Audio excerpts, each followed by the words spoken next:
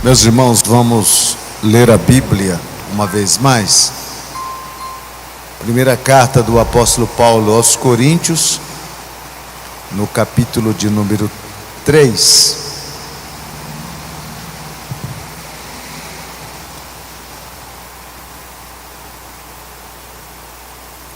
Vamos começar no versículo 13 e vamos até o versículo de número 17.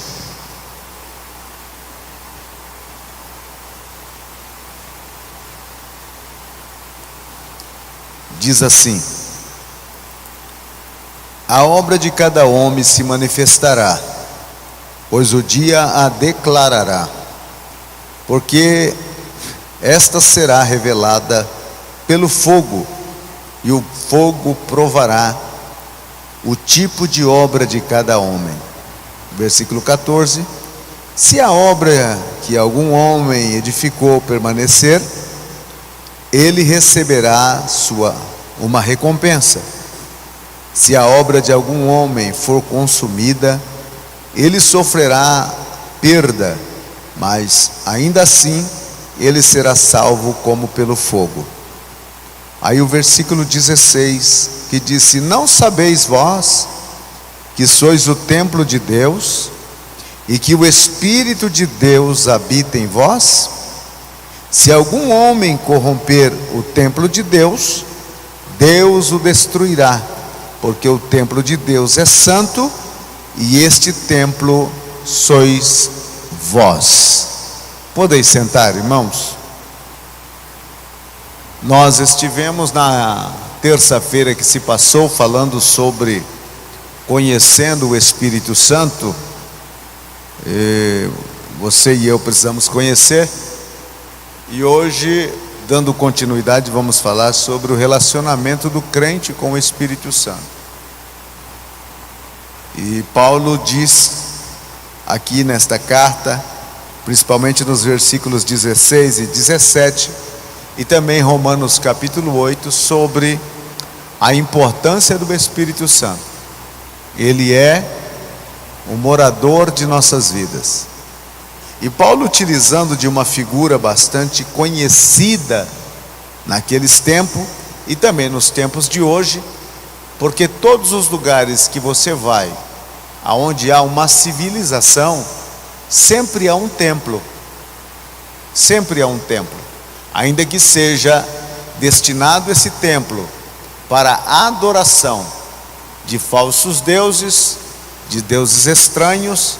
A Bíblia disse que Paulo chegou em Atenas e havia altares para adoração de vários deuses, e havia até um altar lá com uma plaquinha que dizia: ao Deus desconhecido.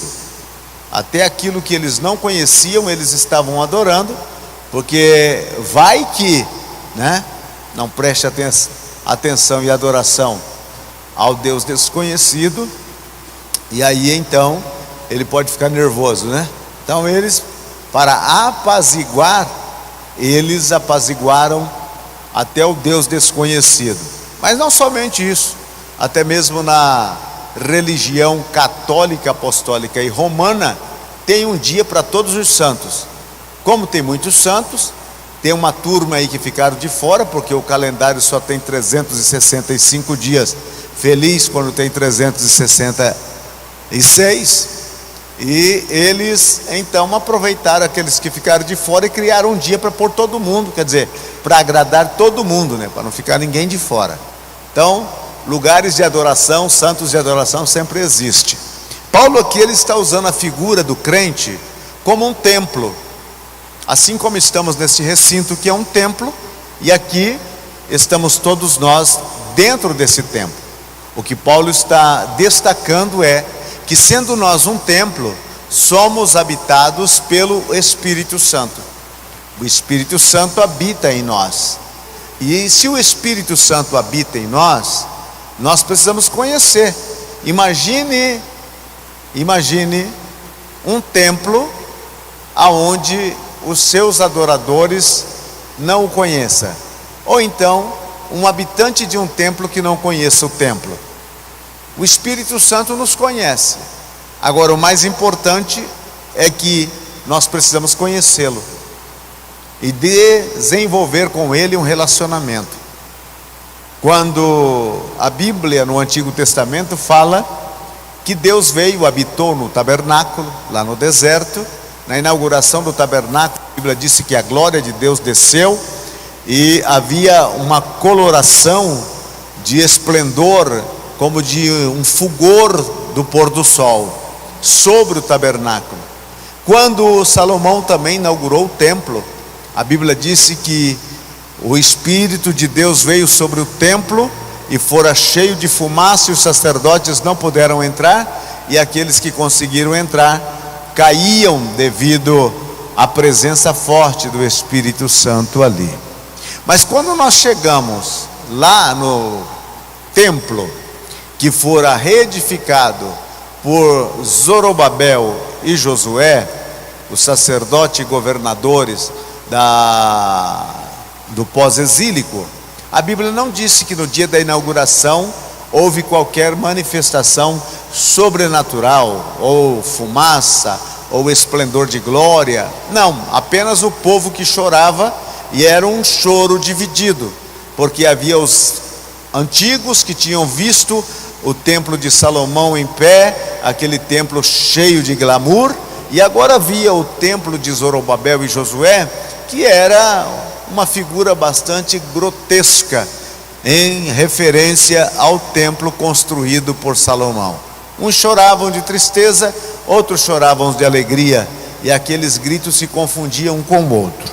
Pois bem, mas esse templo de Zorobabel e Josué, que fora reedificado nos mesmos alicerces do templo de Salomão, na época do Novo Testamento, Herodes, o Grande, ele começa a embelezar e a moldurar esse templo, tornando-o bastante esplendoroso. Alguns historiadores dizem que este Herodes, ele era amante na construção com a arquitetura requintada. Por isso que ele então vem trazer e fazer do templo em Jerusalém um espetáculo, um assombro para os discípulos quando eles fazem uma turnê por dentro do templo, e disse para Jesus ali: Senhor, veja estas grandes pedras. Então era algo esplendoroso. Agora, a maior glória desse templo não é um manifestar do fulgor da glória do tabernáculo no deserto, nem da fumaça do templo de Salomão, mas sim a presença física do Filho de Deus. Por isso que Ageu disse que a glória da segunda casa, ou da última casa, seria maior do que da primeira, porque na última casa, que era o templo de Herodes, houve a presença da pessoa do Filho de Deus, que fora Jesus, e ele ali curou enfermos, teve embates teológicos com os fariseus e os sacerdotes. É uma glória. Porém, Deus agora está transferindo a sua glória e a sua manifestação de templos feitos por pedras, cimentos e areia para o coração e a vida do cristão.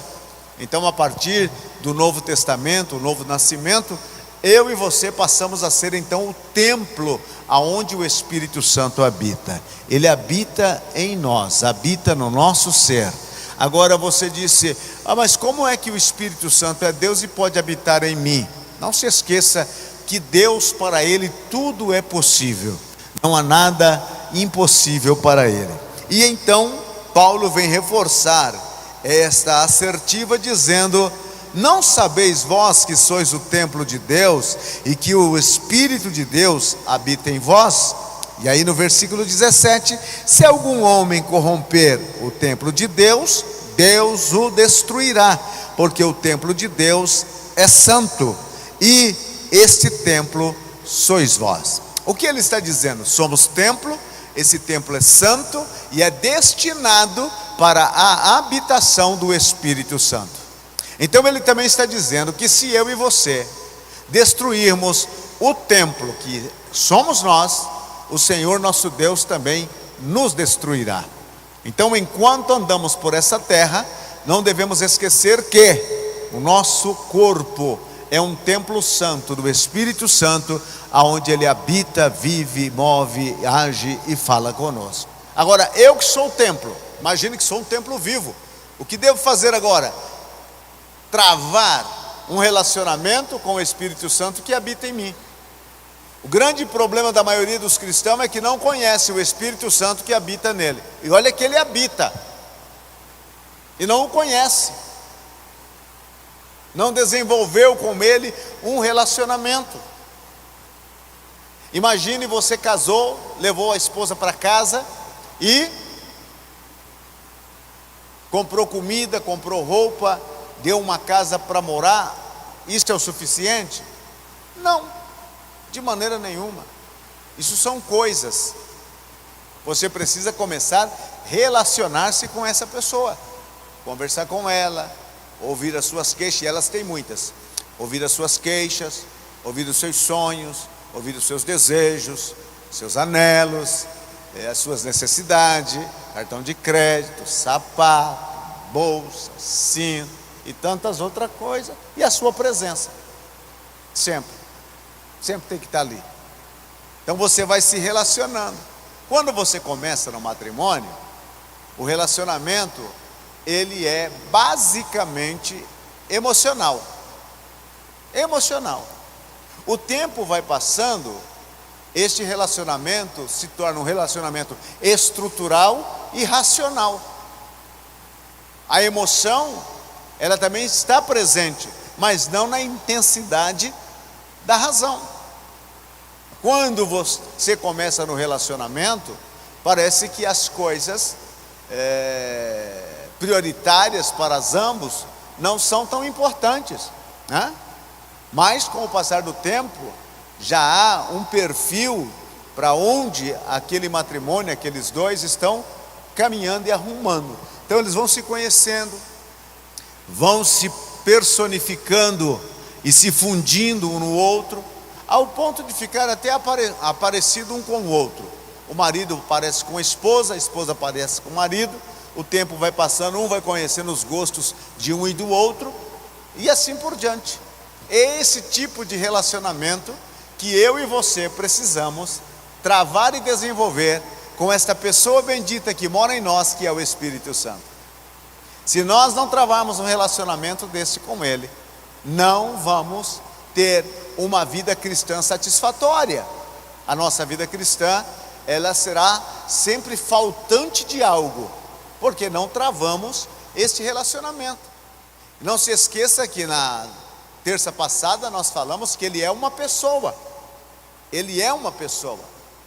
E uma pessoa tem necessidades. O Espírito Santo, por ser uma pessoa, ele também tem necessidades de comunhão. É por isso que a Bíblia diz: e a comunhão do Espírito Santo.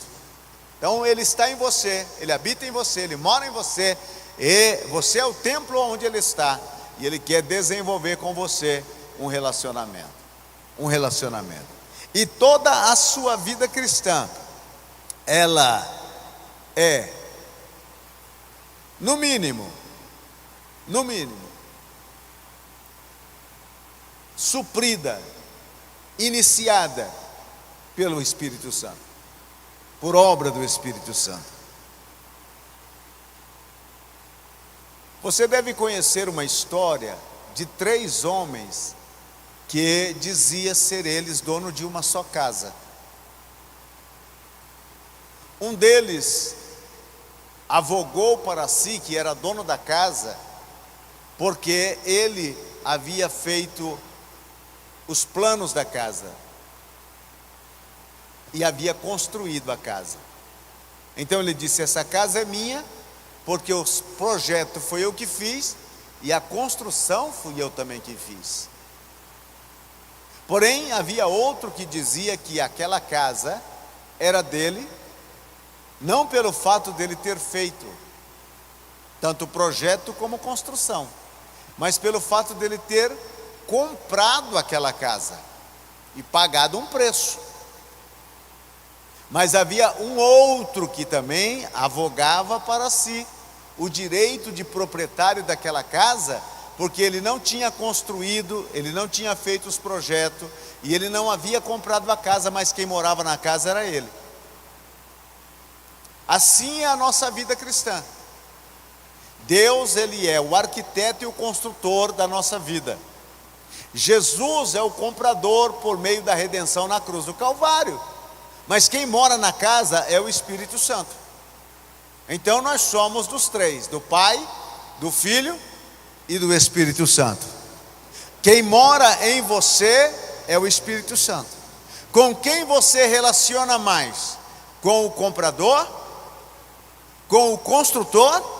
Ou com o que vive aí dentro? O comprador pode ser que esteja longe. A Bíblia disse que num monte ali próximo de Caná, ele subiu e foi assunto aos céus. O construtor também está longe, sentado no trono, o comprador à mão direita. Mas o morador está hoje aqui, morando em você. Jesus disse: eu não vos deixarei órfão, eu virei outra vez. Quando o Espírito vier, ele disse que ele viria, e ele veio. Então, meu querido, esta questão sobre nossas vidas é que o Pai nos fez, o Filho nos remiu, e o Espírito Santo veio morar em nosso interior. E se você quer viver bem com o Pai, viver bem com o Filho, você precisa começar um relacionamento para ontem com o Espírito Santo. Você já imaginou? Você casou, levou a mulher para casa e nunca fala nada para ela. O que você acha que acontece com ela? O Espírito Santo mora em nós e a gente não fala com Ele, não conversa com Ele, não dialoga com Ele, a gente o mantém Ele tão longe. E sabe você, vou te revelar isso: tudo que você é e tudo que você será dependerá do seu relacionamento com o Espírito Santo. Então comece, não deixe para amanhã, não deixe para depois da manhã. Vai já a partir de hoje se relacionando com Ele, conversando com Ele assim como você conversa com um amigo, travando uma conversação com Ele. Ele está interessado em saber das coisas referentes à sua vida. Sabia que os amigos do Facebook sabem mais sobre a sua vida do que o Espírito Santo? Porque para eles você conta, e para o Espírito Santo que mora em você, você não conta nada, você não diz nada, você não fala nada. E aí você diz: ah, mas ele não é Deus, ele não sabe tudo. Ele sabe tudo, mas ele quer ouvir a tua voz. Ele quer ouvir da sua boca que você necessita, que você quer, que você deseja, que você almeja. Tem pessoas que moram longe de nós, e quando a gente tem algum problema, a primeira coisa que a gente faz é: vou ligar, ou vou mandar um zap para contar àquela pessoa da necessidade. E o Espírito Santo que mora aí dentro, que você não precisa nem gastar com internet, porque ele está, como diz alguém, online contigo, você não fala nada. Fala com Ele, conta para Ele, chama Ele. No seu momento de oração, quando você for orar, chama Ele. Quando você estiver andando pela rua, chama Ele, fala com Ele. Quando você estiver dirigindo, vai conversando com Ele. Você não precisa a todo tempo estar exteriorizando a língua estranha, a profecia. Não, você pode falar com Ele em voz suave, em voz baixa. Você pode falar com Ele com um sorriso, agradecer ao Espírito Santo: como foi bom aquele dia que nós estávamos caminhando, conversando com você. Assim é, irmãos, assim é. As pessoas muitas vezes pensam que o diálogo com o Espírito Santo deve ser uma oratória, usando a gramática, as palavras de efeito. Crente, principalmente crente pentecostal, eles pensam que as palavras de efeito vai surpreender a Deus. Aí eles começam, olha a oração: nosso Deus e nosso Pai. Faz até uma entonação de voz. Porque se eu falar forte, com voz aveludada, eu vou surpreender a Deus. Esquece, irmão. Você pode gritar a voz a voz de goela. Não vai.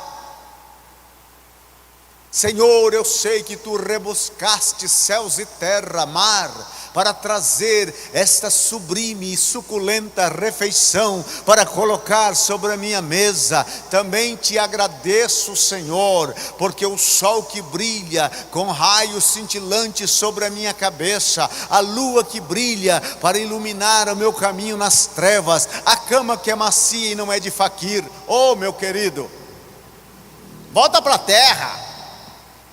Vai ao Espírito Santo, meu amigo, estou aqui, estou necessitado, hoje eu quero comer peixe com farinha. Vai simples, vai no normal, vai como você é, não precisa inventar, não precisa tentar surpreender. Você não vai conseguir surpreender o Espírito Santo. Ele sabe até que a sua oração é falsa. Quando você faz aquela entonação adoidada, ele diz: isso é falso, rapaz, te conheço. Você é o Zezinho lá, rapaz, eu sei quem é você. Para que você está usando isso daí, se você não tem isso daí? Aonde foi que você aprendeu? Irmão, o Espírito Santo, ele não é e não está preocupado com o seu linguajar. Claro que você não vai com ele com linguajar chulo, mas ele não está preocupado com a sua linguagem rebuscada. Ele quer ouvir o seu coração. Ele quer que você fale com o coração. E quando você fala com o coração, ele ouve, dá atenção, te atende e te ajuda. Aleluia. Agora, a obra do Espírito Santo em nós, por que eu tenho que me relacionar com ele? Porque foi ele que iniciou a obra. Jó disse: o Espírito do Senhor me fez, e o sopro do Todo-Poderoso me deu vida. Quem nos criou foi Deus, mas quem executou a obra foi o Espírito Santo. Ele é este obreiro silencioso. Quando você vê uma casa bem bonita construída, você não pergunta quem fez, você pergunta de quem é, quem mora. Mas muitas vezes quem fez nem aparece o nome, né? Tem aquela música até dos nordestinos, que veio do Nordeste construir os edifícios, que ele passa diante de um edifício e canta um refrão: tá vendo aquele edifício, moço? Eu também trabalhei lá. E ele disse que ele suou isso, fez aquilo, e agora não pode entrar. Todo mundo está preocupado em saber quem mora lá, quais são os bacanas que moram lá, os ricaços, né? Então o Espírito Santo é esse agente tão oculto, parece que ele está tão anonimato e que não damos o valor a ele. E não se esqueça que tudo que você é e que você tem, foi ele que te deu. A obra dele em nós é tremenda. Primeiro, você foi gerado pelo seu pai e pela sua mãe, recebeu vida por intermédio de Deus, mas regenerado foi através do Espírito Santo. Sem ele você não teria nascido de novo. Regeneração significa um novo nascimento. Quem opera o novo nascimento é o Espírito Santo. Jesus disse em João capítulo 3, versículo 15: necessário é nascer de novo. Versículo 5: necessário é nascer de novo. Quem não nascer da água e do Espírito não pode ver e não pode entrar no reino dos céus. Então, o primeiro nascimento para Deus não tem tanto valor. O que tem valor para Deus e para você é a regeneração, o novo nascimento. Agora, cultive esse novo nascimento. Se você e eu preocuparmos com a vida espiritual, a vida do templo, assim como nós preocupamos com os arranjos do nosso corpo, nós estaremos bem espiritualmente também, assim como estamos fisicamente. Então a regeneração parte dele.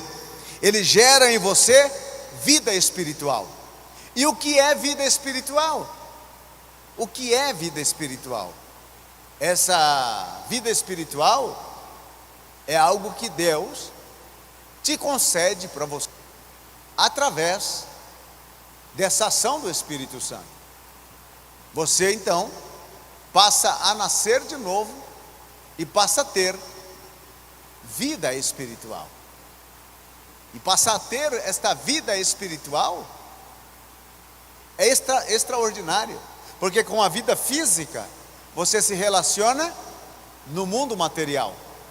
Por exemplo, na vida física, eu me relaciono com você, você se relaciona comigo, a gente conversa, né? Na vida física, nós temos atitudes físicas, temos necessidade de coisas materiais. Agora, na vida espiritual, é o nosso relacionamento com o nosso Pai.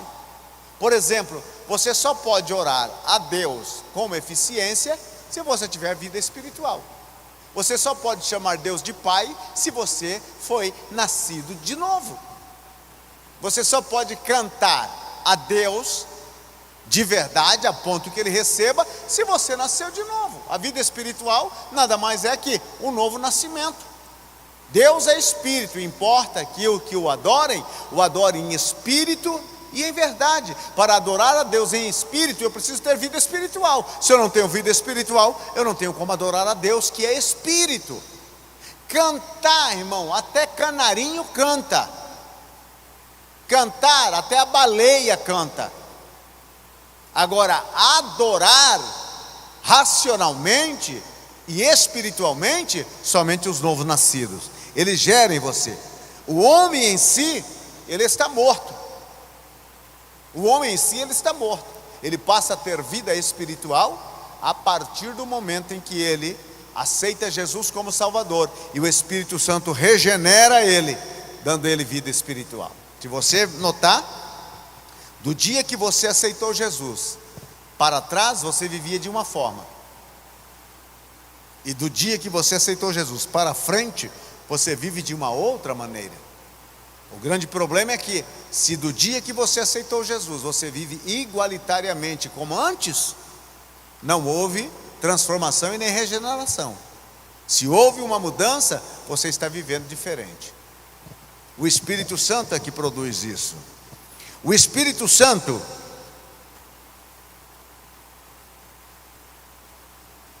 não importando o estado espiritual que você esteja, porque tem época na vida, vamos ser realistas, que você está muito bem espiritualmente, mas tem época que você está barroneado espiritualmente, quer dizer, mais embaixo, né?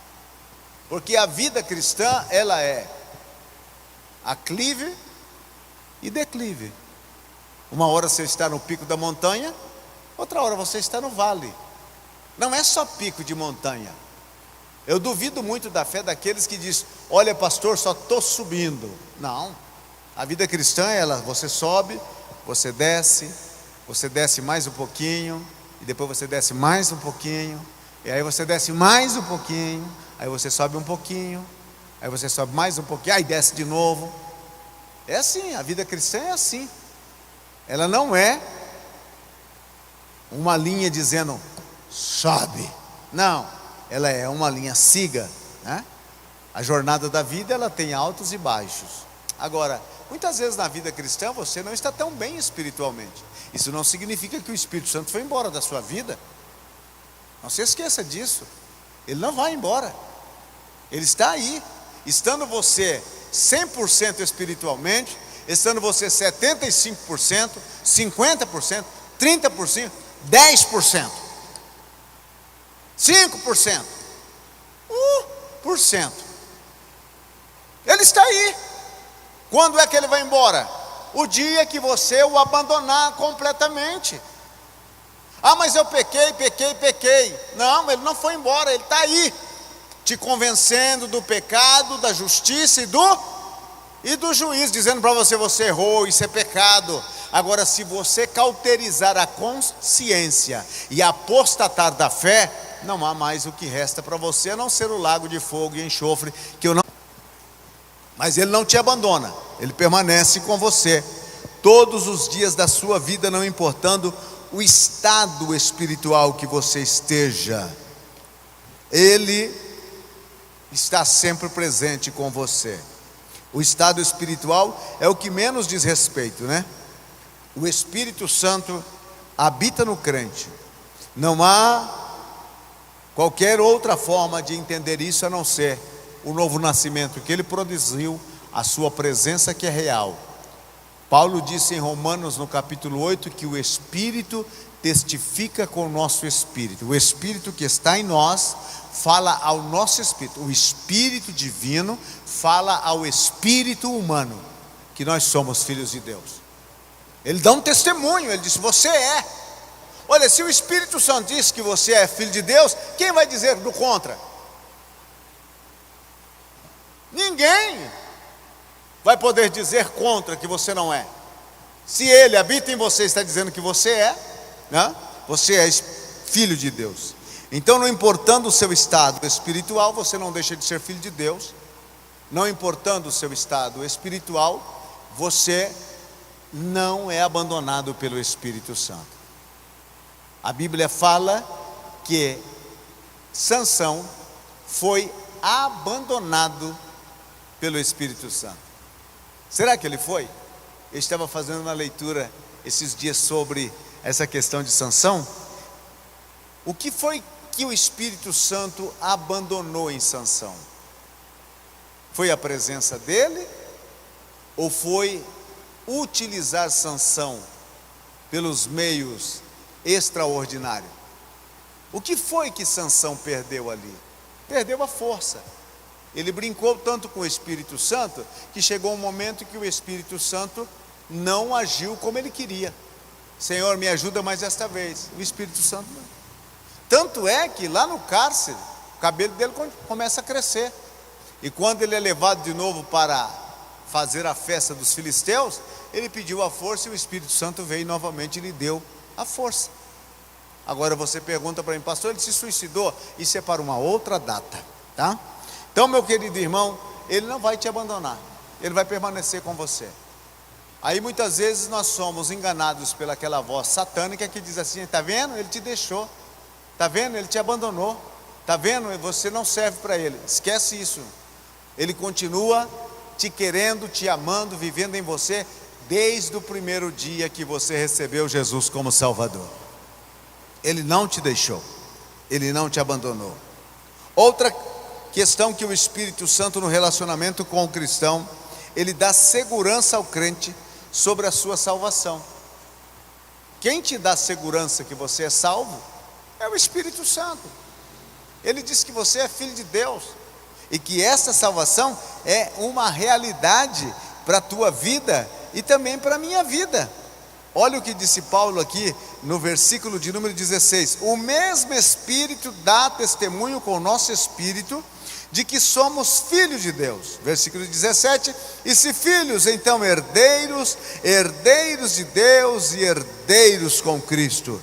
Se então nós sofremos com Ele, que também nós sejamos glorificados todos juntos.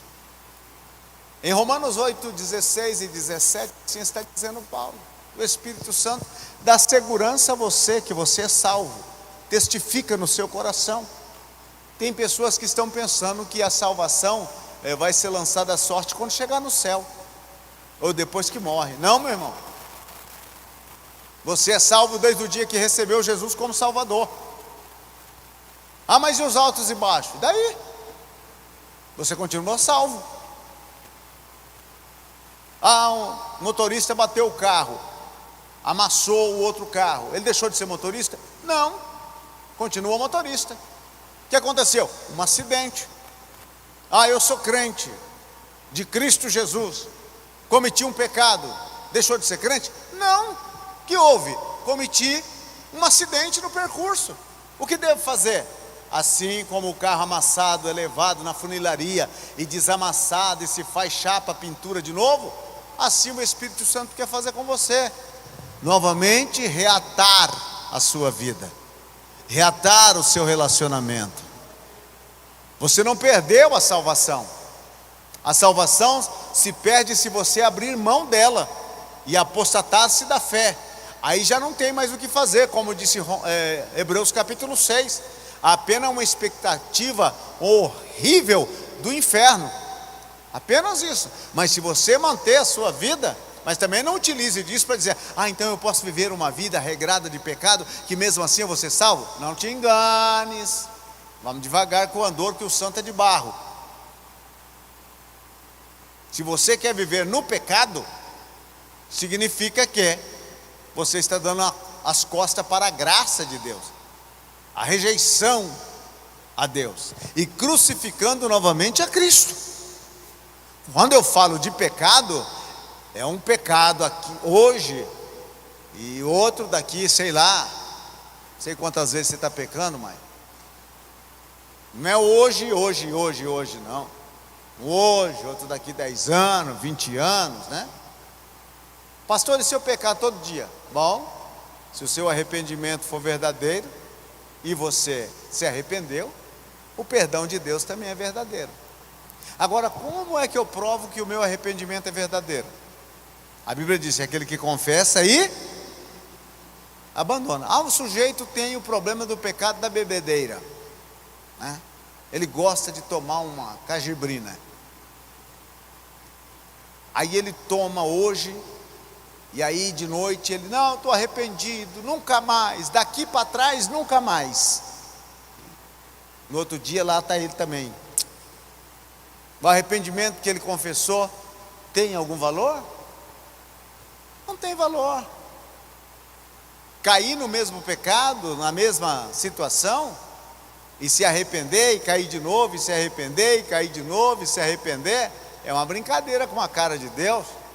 Tem uns que vão, cai hoje, levanta, cai hoje, levanta, cai hoje, levanta, até o ponto que Deus diz, chega, você está pensando que a minha cara é o quê? Ai, caí de novo. Pois bem, lembra de Faraó? Enquanto ele se arrependia, Deus perdoava, mas ele voltava a endurecer o coração, até o momento que ele quis voltar, já não tinha mais como voltar, porque aí Deus disse, endurece. Até a graça tem limite, meu irmão. E quem limita a graça, sou eu com meus pecados. Há um momento que a graça já não vai funcionar. Por que não vai funcionar? Porque eu não estou valorizando ela naquilo que ela realmente é eficaz. Então, muito cuidado com os pecados. Não é pelo fato de que somos salvos, temos a segurança da salvação, temos o testemunho do Espírito Santo que somos filhos de Deus, que devemos viver a revelia, cometemos pecado. Paulo disse, que digo pois? Pecaremos para que a graça abunde? De maneira nenhuma. Não devemos viver no pecado, devemos viver para não pecar. Quarto, outro relacionamento que o crente precisa saber do Espírito Santo para consigo, é que o Espírito Santo sela o crente. O selar o crente não é batizar o crente. Selo nada mais é que uma marca de propriedade e de segurança. No tempo antigo tinha um anel de selar. O filho pródigo, quando volta para a casa do pai, ele recebe do pai o anel de selar. Aquele anel era para selar documento e selar também transações comerciais. Então colocava aquele selo. No túmulo de Jesus tinha um selo, era o selo do Império Romano. Ninguém poderia violar aquele selo, porque quem violasse estaria sujeito à morte. Era o selo, selo de propriedade. Quando estava selado pelo selo do império, significava que aquele lugar pertencia ao império. Por exemplo, hoje a Receita Federal, para alguns que são burladores de impostos, ela vem e sela o comércio, coloca uma fita, ninguém pode entrar ali, está selado, é propriedade agora do governo, só entra ali com autorização do governo. Quando se fala de selo do Espírito Santo, está falando isso, que você é selado, você tem um proprietário, você tem um dono. Paulo disse, já não somos nós, fomos comprados por um bom preço, glorificai ao Senhor nos vossos membros. Então você já não mais te pertence, você agora tem um dono. Jesus é o teu dono, e o Espírito Santo habita em você enquanto Jesus for o seu dono, e ele te selou, e este selo te dá a você segurança, também te dá propriedade e segurança. Primeira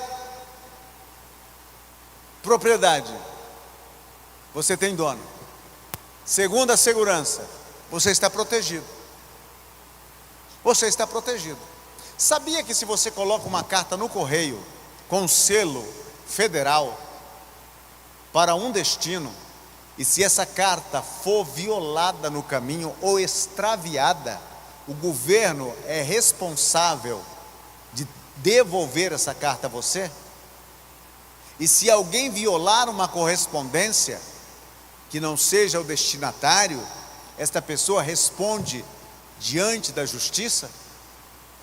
Então aquele selo que você coloca na carta da sua correspondência para mandar a alguém, tem um valor de segurança, está assegurada pelo governo. Eu sei que muitas vezes a sua carta extravia, porque tem algum pessoal aí, não todos, né, que joga essas cartas para outro lugar. Mas você pode fazer uma reclamação, isso dá até direito de processo judicial contra o governo, e ele terá que dar conta dessa carta. Agora, isso fala de segurança. O Espírito Santo te selou, você está seguro. Ninguém tem autoridade de violar a sua vida. É por isso que eu sou firmemente convicto de que demônio não habita na vida do verdadeiro crente. João disse: o maligno não vos toca. Não tem esse negócio, você está selado.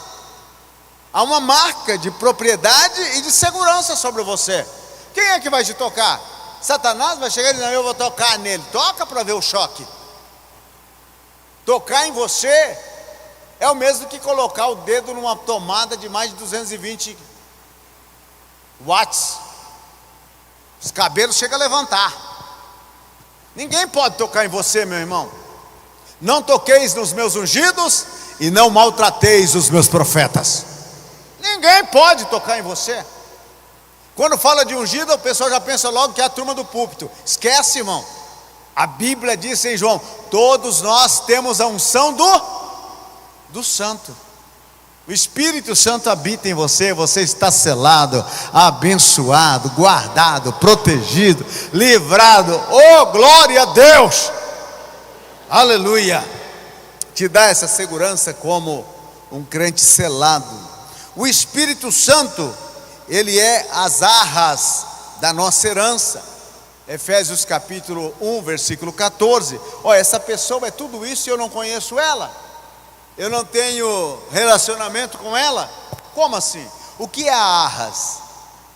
A arras nada mais é que um valor de adiantamento. O Espírito Santo foi dado a você como um valor de adiantamento da transação em que você foi comprado. Você quer comprar uma casa, lá está a placa: vende-se esta casa.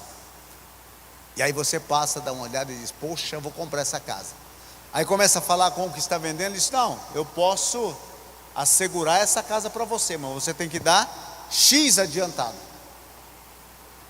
Você tem que dar. Lembra do cheque calção?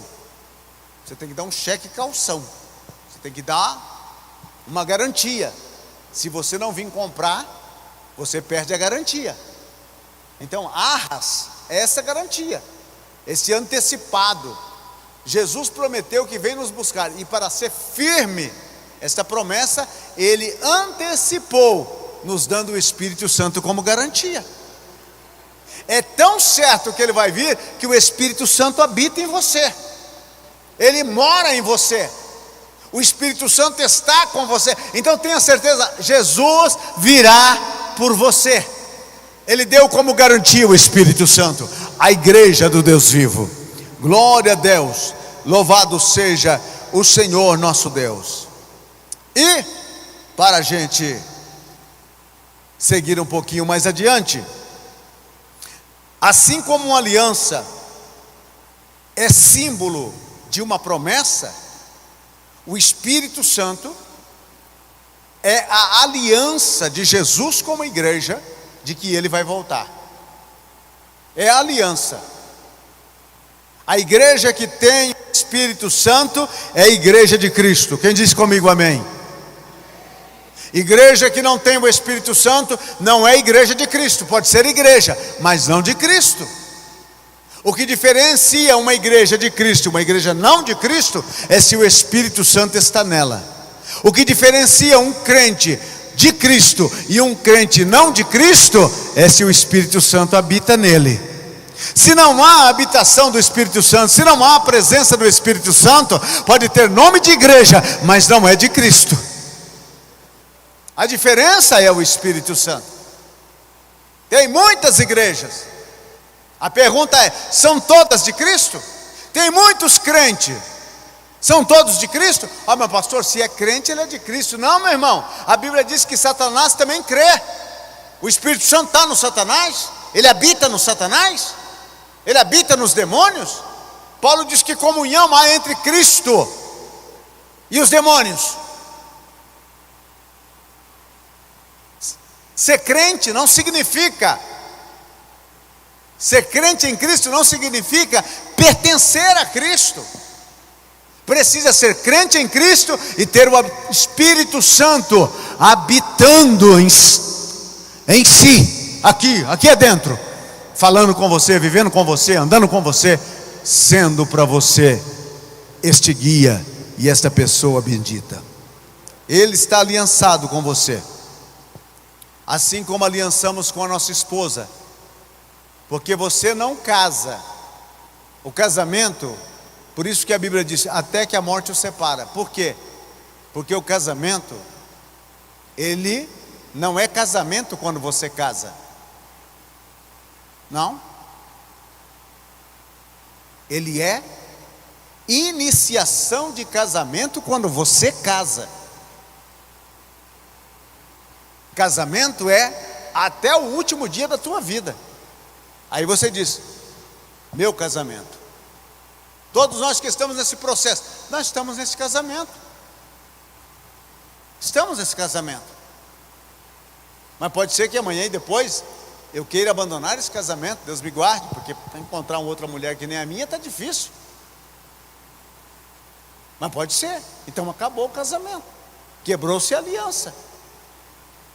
A aliança é um símbolo de que eu estou casado. Mas tem um sujeito por aí sem vergonha que com uma aliança e tudo eles andam fazendo desgraça. Foi o tempo, né? Que a aliança dizia homem honrado. Hoje está difícil. Pois então, esta aliança de prosseguimento é o mesmo que Jesus fez conosco, nos dando o Espírito Santo e dizendo das promessas futuras.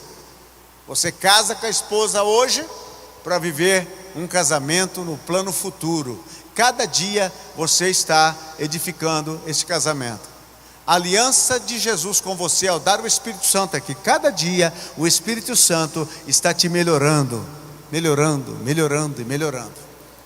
E se você pisar na bola no processo, você volta para o final da fila, começa tudo de novo. Tem uns crentes, irmãos, que estão desde o dia que Noé pintou a arca, voltando, e dá 2 passos e volta de novo, e dá 3 passos e volta de novo, e dá 4 passos e volta de novo. Eles não saem do maternal, né? Não vai para o 1º ano, 2º ano, 3º, nunca chega na universidade. É uma luta medonha. Interessante é que o Espírito Santo não desiste. Fala, não, vamos começar tudo de novo. Volta lá e começa tudo de novo. No meio do caminho, errei de novo. Volta lá, começa tudo de novo. Ele é paciente, tranquilo. Pensa num cara tranquilo, é o Espírito Santo. Ele jamais deixar de ser tranquilo.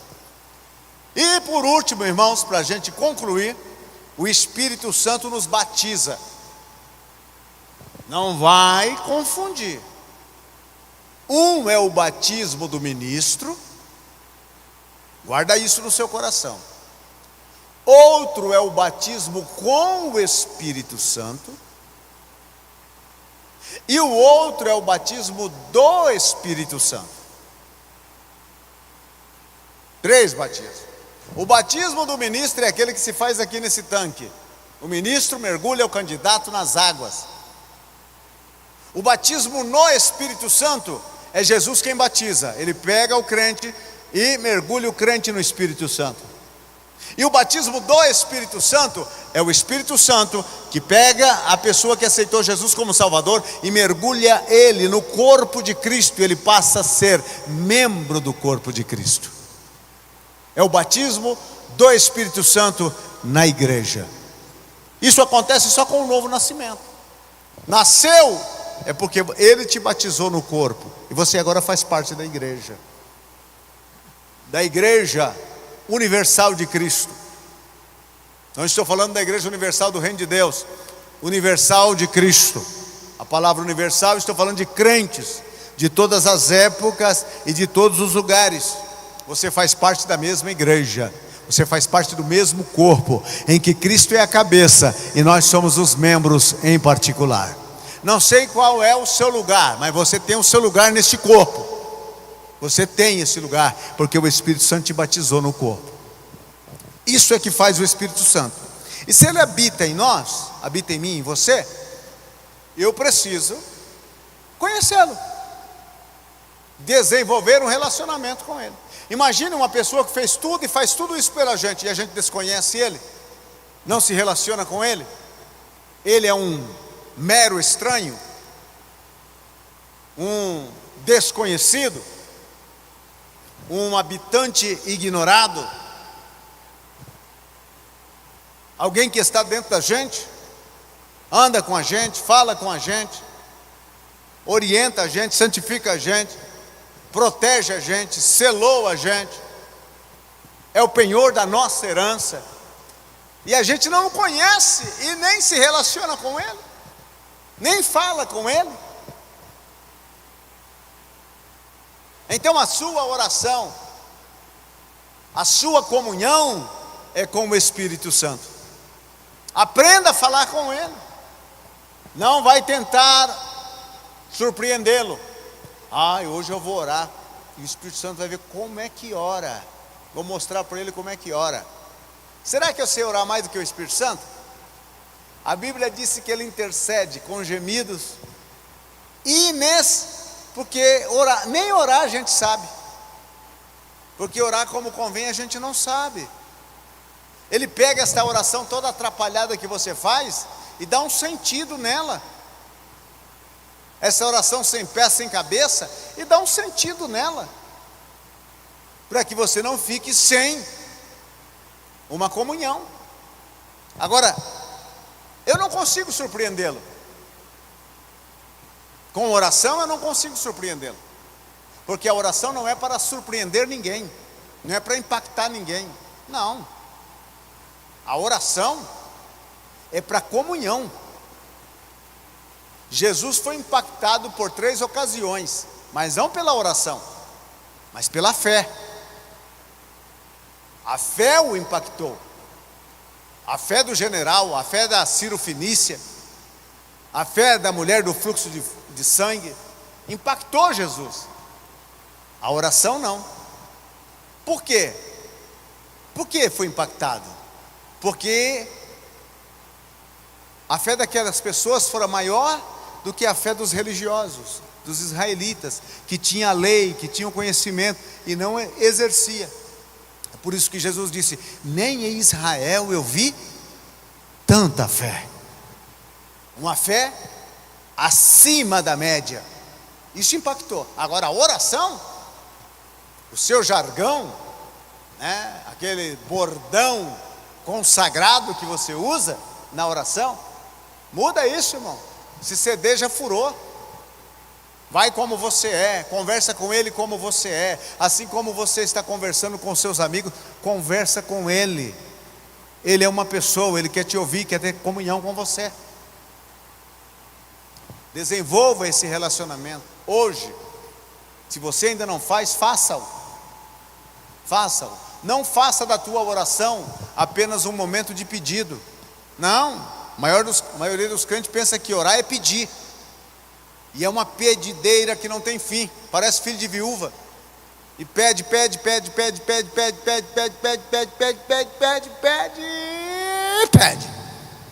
Não, irmão, oração não é pedir. Tem petição? Tem, mas é comunhão, é falar com o Espírito Santo. Falar. E você começa a falar com ele, e você esquece até da petição. Mas fica tranquilo, ele lembra. Nunca comece a sua oração com petição. Comece a sua oração com adoração. Exalte a Deus por aquilo que Ele é. E depois que você exaltar a Deus por aquilo que Ele é, exalte-o por aquilo que Ele faz. E depois que você exaltar a Deus por aquilo que Ele faz, não se esqueça que você é pecador. Reconheça que você é pecador e que você precisa da graça e da misericórdia e do perdão de Deus. Lembrou do pecado? Confessa. Se não lembrou, peça o Espírito Santo, sonda o meu coração, coloca para fora os meus pecados. Ele vai trazer na sua mente e você vai confessar. Lembrou? Confessa e abandona. Quando terminou isso, aí começa. Espírito Santo, meu amigo, vem aqui. Eu quero falar contigo. E começa a conversar com Ele. Começa a falar do seu dia. Aí você diz, mas são coisas tão corriqueiras, pastor. E daí? E daí? Quantas coisas corriqueiras você fala para o seu amigo? Quantas coisas sem sentido você fala com o seu amigo? Ah, mas é jogar conversa fora? Não, é travar uma conversação. Como é que você vai conhecer a outra pessoa se você não fala com ela? Espírito Santo, eu li um texto bíblico e não consegui entender. Me ajuda. Ele vai te ajudar. Ele vai abrir o seu entendimento. Espírito Santo, eu tenho hoje que prestar um exame da ordem, mas se não estudou, não adianta pedir ajuda dele, que ele vai ficar lá para o lado de fora da sala. Estuda e na hora ele te ajuda. Ele te fará lembrar.